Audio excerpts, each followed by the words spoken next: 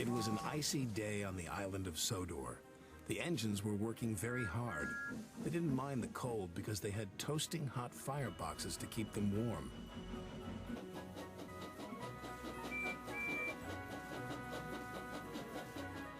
That evening, Sir Topham Hatt came to the sheds. "There's a big freeze coming tonight," he said. "James and Percy are to deliver extra coal to the stations." "Yes, sir," they said eagerly, and Sir Topham Hatt drove away. "You'd better hurry," teased Thomas, "or scary Jack Frost might get you." "Who's Jack Frost?" Percy whistled nervously. "Don't be so silly," sniffed James. "Jack Frost is not scary." "Yes, he is," teased Thomas. "He's all white with a big spiky face." "Rubbish," said James. James knew Jack Frost wasn't scary, but poor Percy wasn't so sure.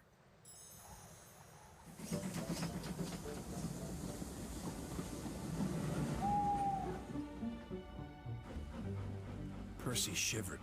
"Jack Frost is not scary. Jack Frost is not scary. Jack Frost is not scary."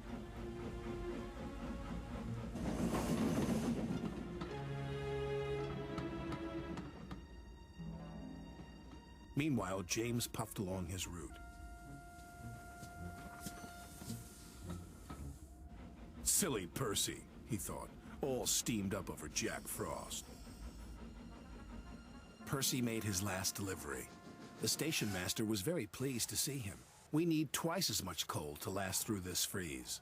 "Don't worry," Percy said. "This is my last stop. You can have mine." So Percy's driver parked him in a siding with only a lantern for company. "Elizabeth will bring you some more coal in the morning." And then his driver and fireman went home to bed. Late at night, the icy wind howled. It started to snow.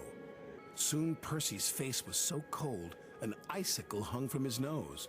"Oh, bother," Percy stuttered, but it didn't sound like Percy. It was so cold, he could hardly make a sound.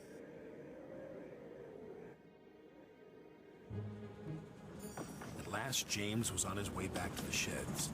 In the fog, he saw shadows and strange and scary shapes. "Scary Jack Frost," he whispered nervously. "Pah!"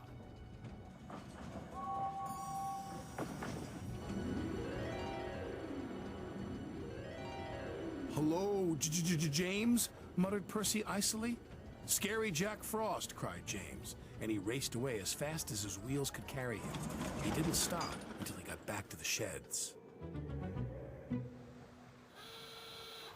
The next morning, Elizabeth brought plenty of coal. "Oh, my dear," Elizabeth chuffed to Percy, "it looks like Jack Frost really got you." The firelighter started Percy's fire. Soon his ice mask melted away.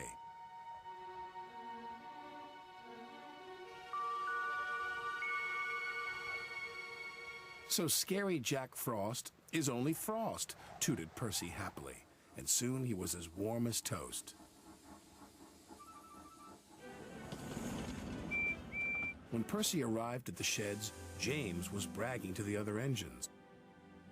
"I saw scary Jack Frost last night," James huffed. "He even knows my name." "He also knows that you ran away," teased Percy, and all the engines whistled, including James, but Percy's was the loudest whistle of all.